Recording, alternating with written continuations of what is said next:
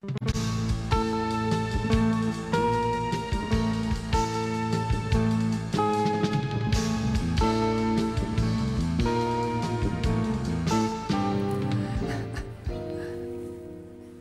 estamos como prometimos con el investigador del CONICET, economista, analista internacional y particularmente de América Latina, Claudio Katz. Claudio, bienvenido. ¿Qué tal? ¿Cómo están? Con nosotros, y siempre los análisis de Claudio son muy atractivos por el enfoque que toma. Algunos le pueden resultar medio provocativos porque no solo hace el diagnóstico, sino son análisis propositivos también. Y en el caso de Venezuela en particular, que es un terreno bastante complejo para entender justamente cuál es el diagnóstico de este país, que es víctima aún de sabotajes, de presiones de Estados Unidos, que es un espacio para Estados Unidos muy estratégico en la región. ¿Cómo podrías describir, cómo arrancarías describiendo esta realidad complicada que tiene hoy Venezuela, tanto en lo político como en lo económico, ¿no? Mira, yo creo que Venezuela tiene una batalla en varios frentes simultáneos. Primero, una batalla política contra los golpistas, que intentaron lo que allá se llama una guarimba, un golpe, que fue un plan desestabilizador, 43 muertos, centenares de heridos, destrozos, con paramilitares colombianos, con Estados Unidos atrás. Afortunadamente fue doblegado, el cabecilla fascista está preso, pero continúan con esto y fallaron porque no lograron trascender los barrios de clase media alta. Estás hablando de este último intento, el de 2014. Sí, porque ahí se van contando cada tanto. El último repitió el aislamiento social de los golpistas y el golpe, por lo tanto, se fue diluyendo. Y en el contexto del vacío dejado por la muerte de Chávez, el gobierno efectivamente logró un fuerte acierto al frenar a los fascistas, pero continúa una batalla en otro plano, en un plano comunicacional, comunicativo, ¿no? Que tiene tanta importancia como el político, porque es una guerra interna y externa. Incluso la externa es llamativa porque uno lee los periódicos del mundo y todos los días hay algo nefasto sobre Venezuela. Sí. Pero lo importante no es esto, que evidentemente responde a una política de la CIP de poner a Venezuela todos los días, sino la desproporción. Por ejemplo, en el 2014, ¿cuánto se habló de México y la tragedia de los muchachos asesinados en comparación a Venezuela? ¿Cuánto se habla de la militarización de Colombia? ¿Cuánto se habla de los conflictos que hay contra la minería en Perú? Bueno, podría citar y citar y citar. Hay una desproporción enorme. Incluso no se habla mal de Bolivia. Porque el tema clave es que Venezuela es estratégico para Estados Unidos. Este es el punto para mí clave. Venezuela y México son claves porque son los dos países que tradicionalmente aseguraron el abastecimiento petrolero de Estados Unidos. Y esto no hay que perderlo de vista en ningún momento, porque pase lo que pase en Venezuela, Estados Unidos necesita, busca y va a intentar recuperar la renta petrolera venezolana.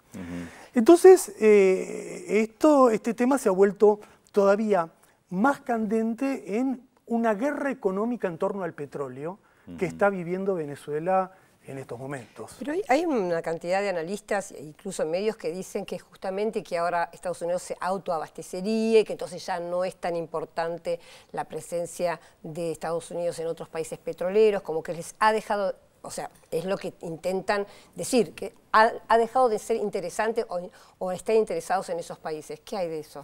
Mira, hay que tener cuidado con este análisis porque es realmente complicado.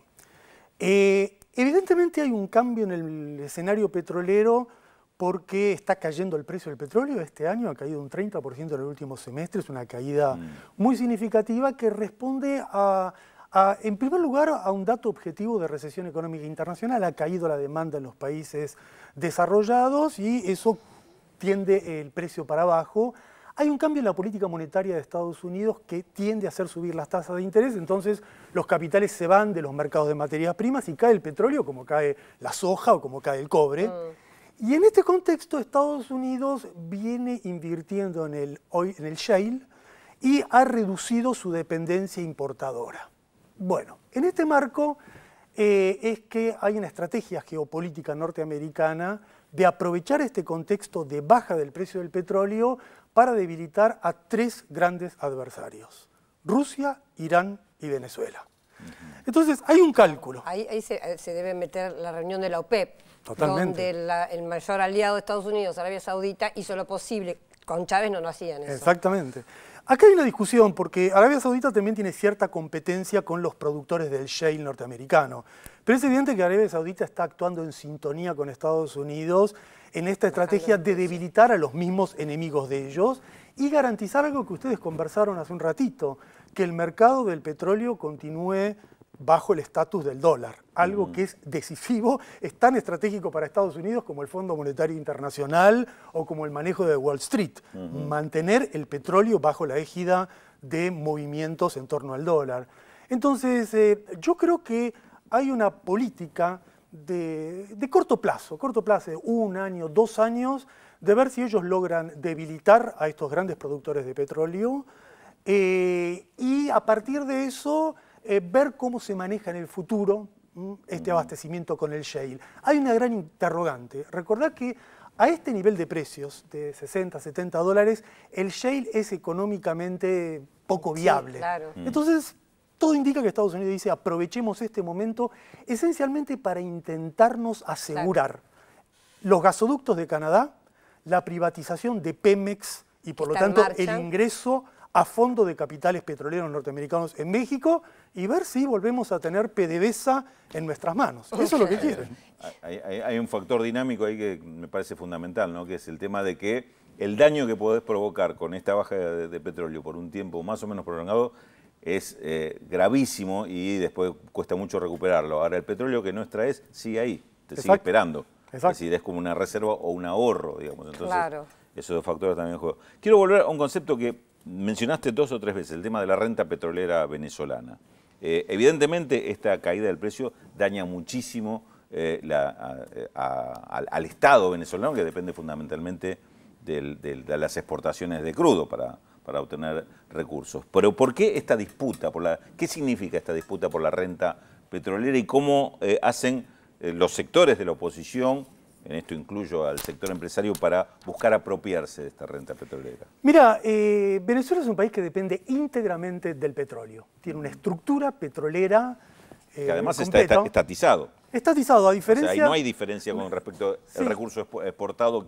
Exacto, esto es importante porque se hacen muchas analogías de Argentina y Venezuela olvidando el pequeño dato de que aquí la soja no está estatizada, allí la soja, el petróleo está estatizado. Claro. Entonces, el Estado maneja el ingreso, las divisas que obtiene por la venta de petróleo. Ahora, ¿qué pasa una vez que recibe esas divisas? Ahí empieza el problema en Venezuela. Yo obtengo una masa multimillonaria de divisas y tradicionalmente, históricamente, había una élite burguesa tecnocrática de PDVSA que utilizaba esos fondos y los enviaba en gran parte a Miami, en gran parte a sus cuentas millonarias, y una burguesía parasitaria venezolana que ha vivido históricamente del manejo de esa renta. El chavismo hizo un cambio fundamental que utilizó gran parte de esa renta para mejoras sociales. Entonces cuando se dice, bueno, pero lo que han hecho es asistencialismo, ¿y por qué no lo hicieron antes? Si es algo tan secundario, redistribuir renta, bueno, tuvieron todas las oportunidades para hacerlo en el pasado. Claro. No lo hicieron. El chavismo hizo eso, pero hizo solo eso. Y ahí empieza el problema. Porque Venezuela es un país que vive de la renta y por lo tanto tiene una industria frágil, importa alimentos, tiene una estructura rentista interior económica altamente improductiva y la gran deuda pendiente del proceso bolivariano es transformar ese proceso. Ahora, para transformar ese proceso, el gran problema es que para utilizar productivamente esa renta hay que saberla dirigir, canalizarla productivamente. Y eso requiere tocar intereses económicos y sociales y políticos que todavía siguen en pie. Yo diría que hay 2 grandes circuitos por los cuales esa renta petrolera continúa filtrándose. Uno son los bancos y otro es el manejo del comercio exterior. En estos 2 sectores, el manejo de importaciones y exportaciones... te iba a decir, las divisas que se entregan al sector privado para importar. Exactamente, y se las entrega al sector privado y el sector privado hace lo que quiere con eso. Básicamente lo que no hace es algo productivo. Claro. O la fuga, o remarca precios, o desabastece. todas las tropelías que te puedas imaginar hace el sector privado con los dólares que le entrega el Estado. Y ni que hablar lo que hacen los bancos. Entonces, sin tocar esos dos sectores, sin alguna forma de regulación o nacionalización de los bancos, sin alguna forma de estatización o control del comercio exterior, es muy difícil manejar productivamente las divisas para lo que tiene que hacer Venezuela, que es cambiar su estructura productiva. Y uno se pregunta, ¿y por qué no lo hacen? Bueno, porque no es solo cuestión de un discurso o que un economista se le ocurra hacerlo. Hay que tomar una decisión de choques políticos, no solo con los que están fuera del gobierno, sino lo que en Venezuela se llama la boliburguesía. Los sectores que están conectados al sistema político actual y que también lucran con este mal manejo de la renta petrolera. Ahora, Claudio, para hacer una propuesta como la que vos haces, que es realmente importante, no solo hace falta eso, sino que también hace falta, me parece, una movilización popular que esté apoyando ese gobierno permanentemente. Yo creo que Chávez, cuando tenía situaciones de desestabilización muy agudas, tenía dos, si queremos, dos muletas. Una, la movilización popular, y lo otro también, digamos, los vecinos o UNASUR, que ayudaba, digamos, las políticas regional que ayudaba a que esto no sucediera. La pregunta es, hoy, ¿no se achicó ese panorama? Digamos, me parece que UNASUR está mucho menos involucrado en defender, si bien, bueno, dijeron que las sanciones que Estados Unidos había hecho contra Venezuela estaban mal, pero me parece que está un poco debilitado. Y por otro lado, la pregunta, porque vos venís de Venezuela, es si hay, después de todo lo que pasó en el 2014, el pueblo venezolano, no están de alguna manera desmoralizados con respecto a la política, si hay capacidad de movilización como la había. Mirá, la historia de Chávez es la historia del contragolpe. Una ofensiva del capital de Estados Unidos y una gran capacidad que tenía Chávez para convocar al pueblo para reaccionar y a partir de esa reacción profundizar un proceso político. Dos momentos clave fueron la recuperación de PDVSA y la Constitución. Maduro está ahora en el dilema de si va a poder continuar o no con esa estrategia. Ya es significativo que el periodo que él está haya podido preservar un proceso político que dependía muchísimo de la figura de Chávez. O sea, ya es llamativo. Y le cayeron con todo, además. Imagínate. Maduro, todos imaginaban que muerto Chávez se acabó esto. Es significativo la capacidad que ha logrado para preservar un proceso político en estas condiciones y comenzar a retomar esa movilización popular. Ahora, ahí hay un dilema. Ahí está el dilema de si el proceso va a congelarse o va a radicalizarse, porque la agresión económica que está sufriendo el pueblo venezolano es muy aguda. Las tasas de desabastecimiento son elevadísimas, la tasa de inflación es 60%. Inimaginable, la brecha del dólar es enorme, y a pesar de todas esas penurias, el pueblo chavista, el pueblo venezolano, sabe que lo que le espera de la derecha es mucho peor. ¿Por qué crees que fracasaron los intentos de acuerdo, porque los hubo, del gobierno con esta boliburguesía? Que todavía algunos insisten en que el camino es buscar amigarse o asociarse con estos sectores y sacarlo de las manos de la oposición. Básicamente ellos quieren un ajuste. Ellos quieren, la clase dominante, sea la boliburguesía o la que está en la oposición, quiere lograr en la mesa de negociación lo que no logra en la calle. Y esa mesa de negociación implica un gabinete de coalición y después el ajuste, la devaluación y desmantelar los planes sociales, en lo inmediato o a largo plazo. Y el gobierno es consciente de esto, y el pueblo ha habido una maduración política interesante. No han pasado en vano 10 años de proceso bolivariano, ¿no?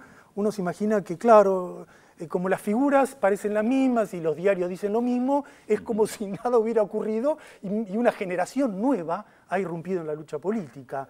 Y es una cosa interesante cómo el discurso innovador, cómo el discurso socialista, cómo el proyecto socialista está presente en la vida ideológica de Venezuela, reflejando las mutaciones de este país.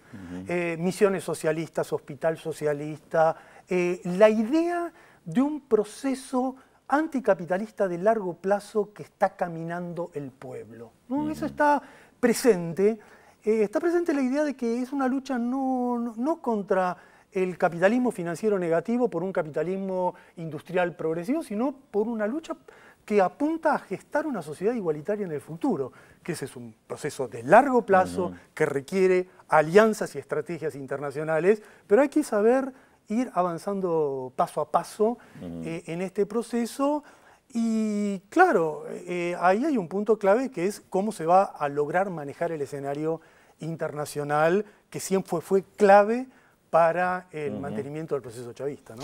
Otro país clave para Estados Unidos, además de Venezuela, es Brasil, que acaba de asumir el 1 de enero, reasumir en realidad la presidenta, estamos viendo en pantalla, paseando en un Rolls Royce del año 52 que se lo regaló Gran Bretaña.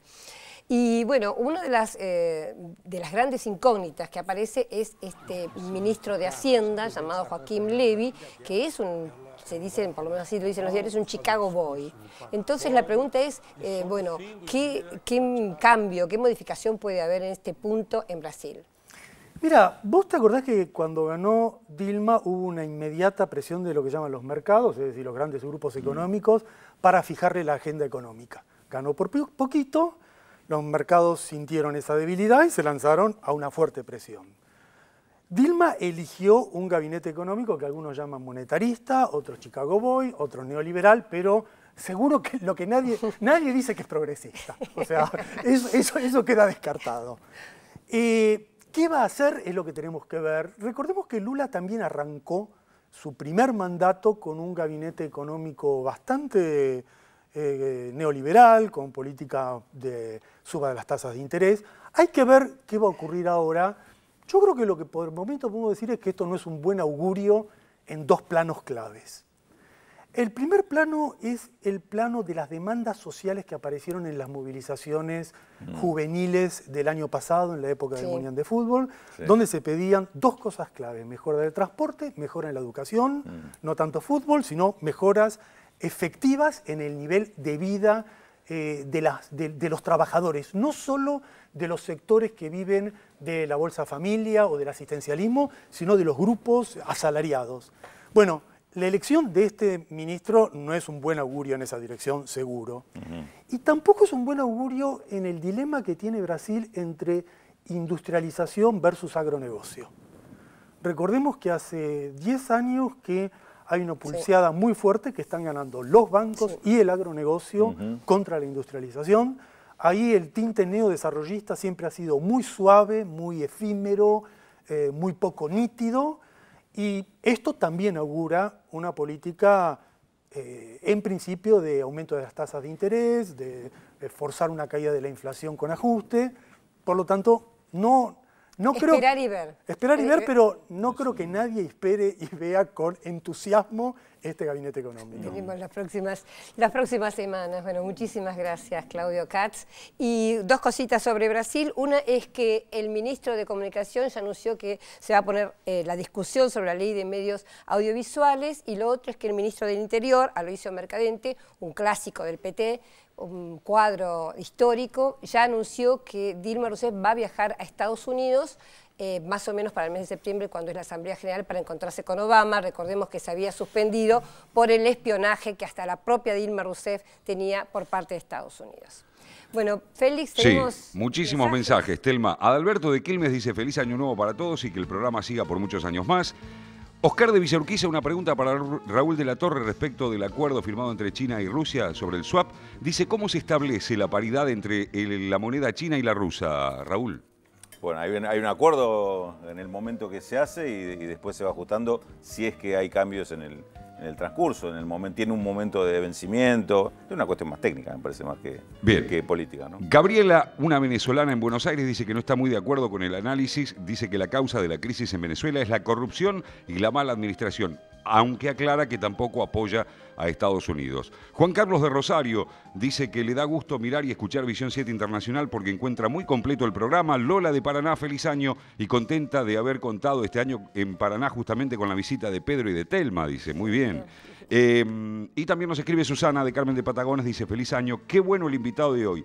Y además dice: incógnita Mick Jagger, ya ayudamos, no es Mick Jagger.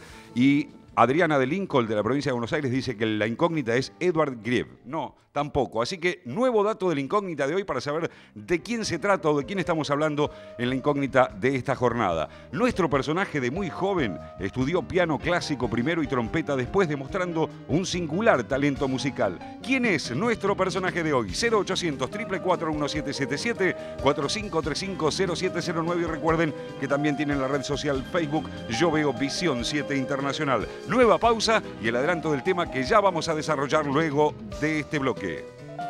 A pesar de sus repetidos fracasos y de su responsabilidad en la crisis mundial de 2009, el Fondo Monetario Internacional sigue teniendo un rol central en el ordenamiento económico global. Se lo contamos luego de la pausa aquí en Visión 7 Internacional.